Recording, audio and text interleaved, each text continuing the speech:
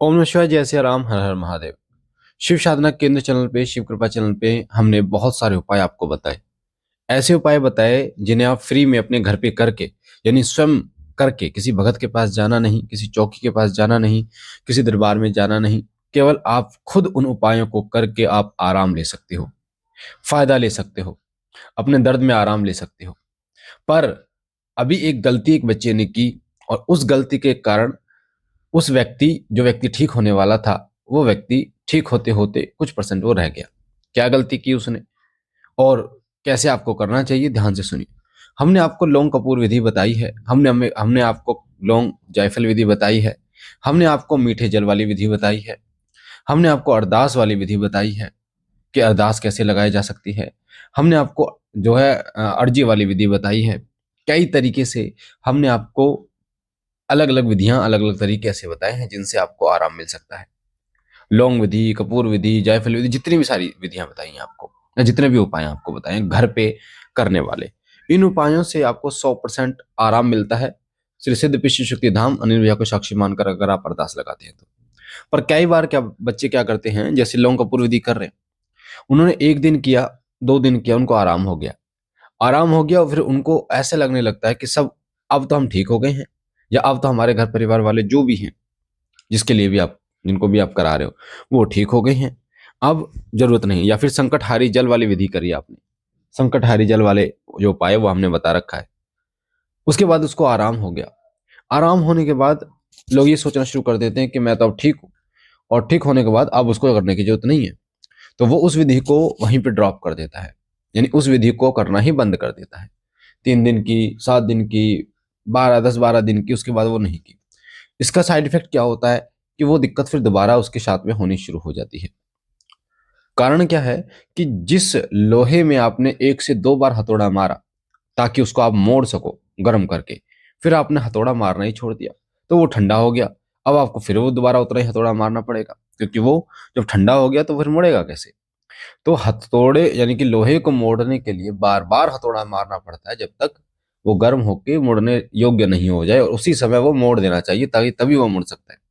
उसी प्रकार जो भी नेगेटिविटी आपके शरीर के अंदर है, जो आपको दर्द दे रही है, परेशानी दे रही है, अलग अलग तरीके से आपको परेशान कर रही है, आप जल, संकटहारी जल बना के आप पी रहे हो, 1 दिन पिया, 2 दिन पिया, 3 दिन पिया, उसके बाद छोड़ दिया, तो फिर वो नेगेटिविटी खत्म नहीं होती।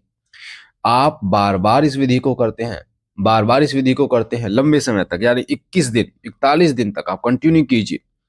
और मैं तो कहता हूं कि इसको 41 दिन तक कीजिए, और जितना हो सके उतना खींचने की कोशिश कीजिए, क्योंकि आपको नहीं पता, आपको आराम तो मिल रहा है, पर आपको ये नहीं पता कि नेगेटिविटी कितनी रह गई है आपके शरीर के अंदर, और कितनी है, 1, 2, 3, 4 अलग अलग नेगेटिविटी भी हो सकती हैं, हजारों नेगेटिविटी भी हो सकती हैं, अलग अलग प्रेत आत्माएं भी हो सकती हैं, और अलग अलग तरीके की नेगेटिविटी भी हो सकती है। जैसे कोई निशान हो, कोई जिन्न हो, बहुत पावरफुल बेताल हो, अलग अलग नेगेटिविटी भी हो सकती है। तो नेगेटिविटी जितनी ज्यादा ताकतवर होगी, आपको उतना लंबे समय तक इन विधियों को करने की जरूरत पड़ेगी। तो मैं तो ये कहूंगा, अगर आप बहुत ज्यादा परेशान हो चुके हैं इन चीजों से, नेगेटिविटी से, तो आप जो विधि कर रहे हैं और उसको आपको आराम हो रहा है, तो अपने जीवन में उसको जोड़ लीजिए, और कोशिश कीजिए मैक्सिमम समय उसको करने की, ताकि वो नेगेटिविटी जो, जब बार बार बार बार वो विधि होगी, तो नेगेटिविटी के अंश खत्म होंगे, बार बार उसकी पावर खत्म होगी।